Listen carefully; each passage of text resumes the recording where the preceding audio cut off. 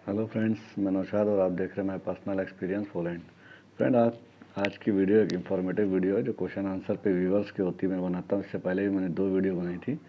तो फ्रेंड्स, ये वीडियो गौर से देखिएगा। ये उनके लिए ज़्यादा इन्फॉर्मेटिव होती है जो अभी प्रोसेस करना चाहते हैं या प्रोसेस में उन्होंने कर दिया है। उनको इससे नॉलेज मिल जाएगी काफ़ी, क्योंकि बहुत से ऐसे इंपॉर्टेंट पॉइंट होते हैं जो उनको बाद में समझ में आते हैं, फिर उस पर वो गौर करते हैं, लेकिन थोड़ा सा लेट हो जाते हैं, उनको मालूम नहीं होता।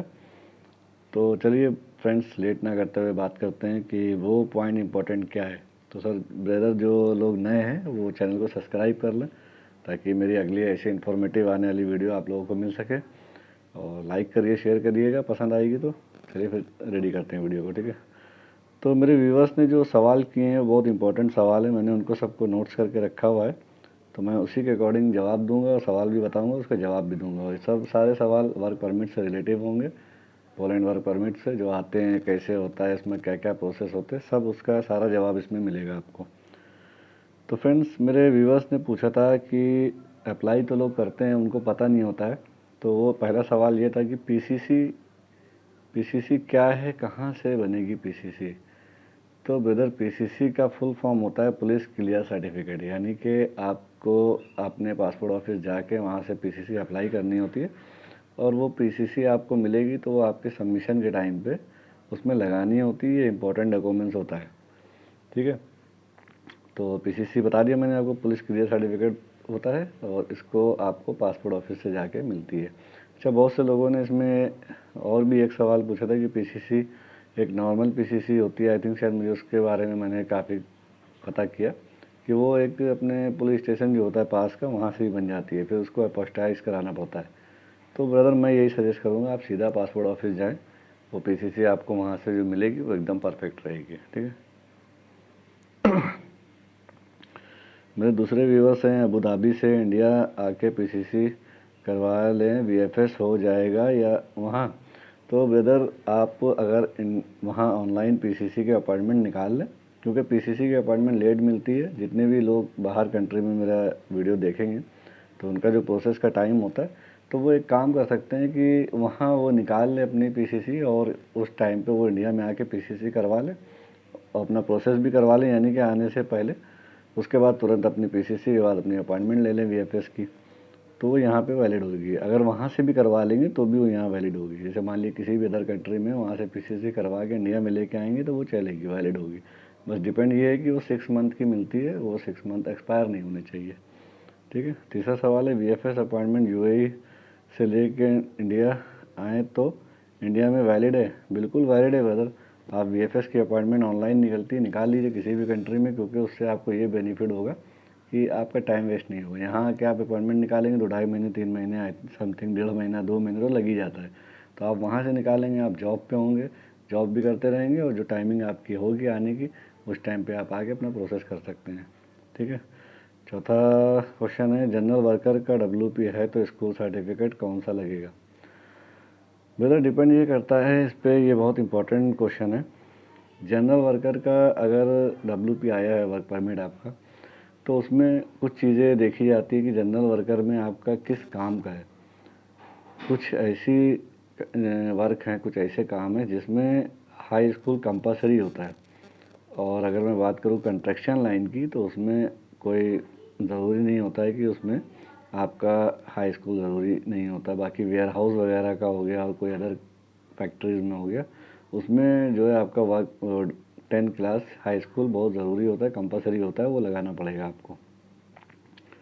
और पाँचवा सवाल है, 10 नंबर रिफ्यूज़ल आया है, अब क्या पेपर लगेंगे। तो ब्रदर देखिए, 10 नंबर जो रिफ्यूज़ल है, आप जिस एजेंसी से अप्लाई किया है आप उनसे भी कंसल्ट करें कि क्या लगेगी। और 10 नंबर रिफ्यूज़ल थोड़ा सा टफ होता है, और अगर मैं साफ बताऊं आपको तो वो फिर रीअपील के में अगर लग गया तो लग गया, वरना तो फिर कोई फ़ायदा नहीं होगा वीज़ा यानी कि आपको दोबारा एम्बेसी जाने का, ठीक है। और ज़्यादातर जनरल वर्कर का ही रिफ्यूज़ होता है। अगर स्किल का है तो आपको 10 नंबर मिलेगा भी नहीं। और जिन्होंने मुझसे ये पूछा था, जिनका 10 नंबर आया, वो जनरल वर्कर ही हैं। पैकिंग का उनका वर्क परमिट था, तो मैंने ये इंपॉर्टेंट नोट्स निकाला उसमें से, ताकि ज़्यादातर जनरल वर्कर के ही मेरे पास क्वेश्चन आ रहे हैं, कॉलें आ रही है, सबका जनरल वर्कर का डब्ल्यूपी है। और रिफ्यूज़ हो जाता है तो उसमें बहुत सी बातें होती हैं, अगर सब बताऊँ तो वीडियो बहुत लंबी हो जाएगी। तो इसका आंसर यही है कि आप अपनी कंसल्टेंसी से पूछिए, अगर री अपील कर में आ गया, वरना फिर कोई फ़ायदा नहीं होगा आपका उसको दोबारा वीएफएस में जाने का। 6 क्वेश्चन है, मेरा एक्सपीरियंस कारपेंटर का है, सऊदी अरब का। मेरा वर्क परमिट आ गया है एग्रीकल्चर काम का, मंगाया गया। वो कह रहे हैं कि एम्बेसी में आप बोल देना मैं ये काम करता हूँ।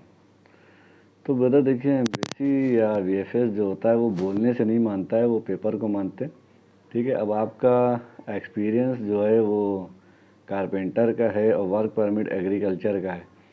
तो कारपेंटर का है और वर्क परमिट एग्रीकल्चर का है, तो एग्रीकल्चर में आप कैसे अपना सर्टिफिकेट दिखाएंगे, अपना एक्सपीरियंस कैसे दिखाएंगे आप?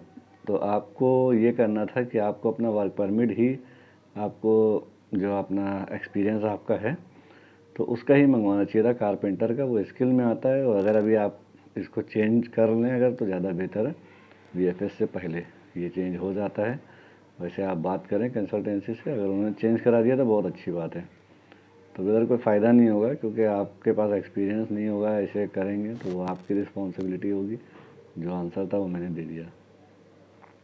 7वां सवाल है, बैंक बैलेंस कम है तो कैसे किसी से हेल्प लेकर, यानी कि उनका बैंक बैलेंस कम है, किसी से हेल्प लेकर बैलेंस डाल सकते हैं?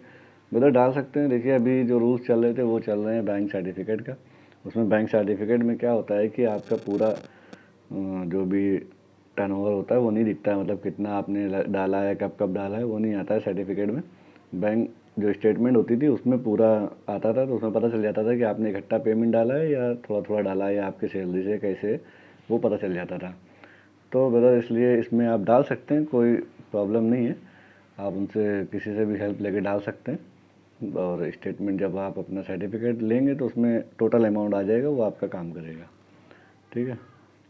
8वां सवाल है, बिना कमीशन दिए पोलैंड जाकर जॉब कर सकते हैं?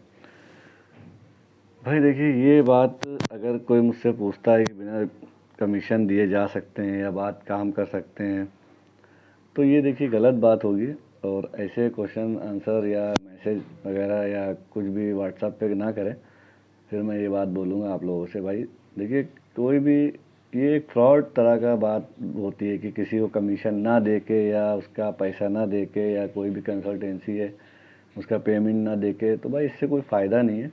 इस तरह के सवाल जवाब करने से भी इसका जवाब मैं यही दूंगा कि भाई देखिए, जो काम करिए ईमानदारी से करिए। ठीक है, जाइए ईमानदारी से जाइए, किसी का पैसा आपके ऊपर ना हो, ना ही आप किसी का लेके जाएं, ना किसी के ऊपर आपका कर्जा हो, ना आपको किसी को देना हो। तो ये सवाल अच्छा नहीं लगता है सुनने में भी कि बिना किसी को पैसे दिए हम चले जाएं तो क्या वहाँ जॉब कर सकते हैं? क्योंकि जिसने आपका काम कराया होगा तो उसके कुछ तो वहाँ पे कनेक्शन होगा, और फिर आपको कौन लेने आएगा एयरपोर्ट पे, कैसे क्या होगा? प्रॉब्लम में बनने से अच्छा है ईमानदारी से काम करे भाई। ठीक है। अब 9वां सवाल है, दुबई में बैंक अकाउंट है, पेमेंट इसमें है, अपॉइंटमेंट इंडिया में लिया है, वहाँ बैंक बैलेंस नहीं है, तो कैसे क्या करूँ? तो ब्रदर आप ये कर सकते हैं कि वहाँ से अपना यहाँ पे अकाउंट जो आपका है वो, मैं समझ गया, क्योंकि वहाँ पे सैलरी मिलती है तो वहाँ पे अकाउंट खुलवा लेते हैं, वहाँ पे सेव रखते हैं पैसे। आप वो पैसे अपने यहाँ पे ट्रांसफ़र कर सकते हैं, और यहाँ से जब बैंक में ट्रांसफ़र हो जाएगा तो वो पता चल जाता है कि ये पैसे कहाँ से आए।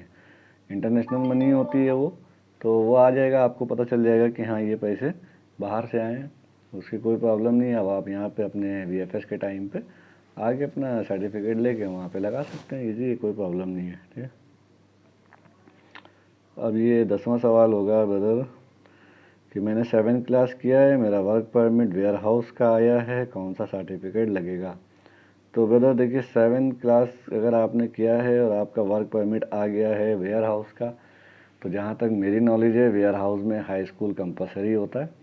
और बहुत सी कंपनियां ऐसी हैं जो हाई स्कूल कंपलसरी करें। मैंने फिर बताया था अभी पहले भी कि कंस्ट्रक्शन लाइन में हाई स्कूल की ज़रूरत नहीं पड़ती है कंस्ट्रक्शन लेबर में, लेकिन और में आपको हाई स्कूल की ज़रूरत पड़ेगी। और आपका हाई स्कूल नहीं है तो आपका फिर पासपोर्ट भी ECAR होगा, ECNR होगा, ECR नहीं होगा। तो फिर उसके लिए फिर अब आप अपनी कंसल्टेंसी से बात करनी पड़ेगी आपको कि आगे क्या करें। क्योंकि यहाँ पे एक पॉइंट ये भी है कि पासपोर्ट अगर आपका ECR है या ECNR है, क्योंकि ECNR है तो हाई स्कूल नहीं है, ECR है तो हाई स्कूल है, ठीक है। ECNR जो होता है वो ECNR जो है वो हाई स्कूल का होता है, मैं भी कंफ्यूज हो रहा हूँ। ECNR जो है वो हाई स्कूल का होता है और ECR जो है वो विदाउट हाई स्कूल होता है, यानी कि नॉट रिक्वायर्ड होती है वो। ECNR जिसमें N आ रहा है वो हाई स्कूल का है, और जिसमें N नहीं आ रहा है वो विदाउट हाई स्कूल का पासपोर्ट होता है, ECR, ठीक है। इमिग्रेशन चेक रिक्वायरमेंट वो होता है 8वें का, और इमिग्रेशन चेक नॉट रिक्वायरमेंट वो होता है हाई स्कूल का। तो आपने वो पासपोर्ट बनवाया, कैसे होगा फिर? अब चलिए, पासपोर्ट तो आप हाई स्कूल नहीं करें तो बन गया लीगल, लेकिन वर्क परमिट अब आपका आया, अगर वहाँ पे कंपनी ने अलाउ कर दिया कि हाई स्कूल कंपलसरी है, तो फिर आपको इस बात पे टॉपिक पे थोड़ा सा ध्यान देना पड़ेगा, ठीक है ब्रदर। तो ब्रदर मैं एक बात कहना चाहूँगा, देखिए मैंने कोई एजेंसी नहीं है मेरी, ना ही मैं कोई एजेंट हूँ, ना ही मेरा कोई ऑफिस है।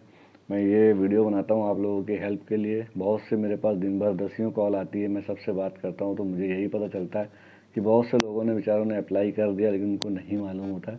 तो मैंने ये सोचा कि ये वीडियो बनाना इंफॉर्मेटिव होगा लोगों के लिए, कि जिनको ये पता चलेगा कि हाँ कैसे प्रोसेस होता है, प्रोसेस में क्या क्या इंपॉर्टेंट है। बहुत सी बातें इंपॉर्टेंट होती हैं, डॉक्यूमेंट्स होते हैं, तो वेदर इसके लिए मैं वीडियो बना रहा हूँ।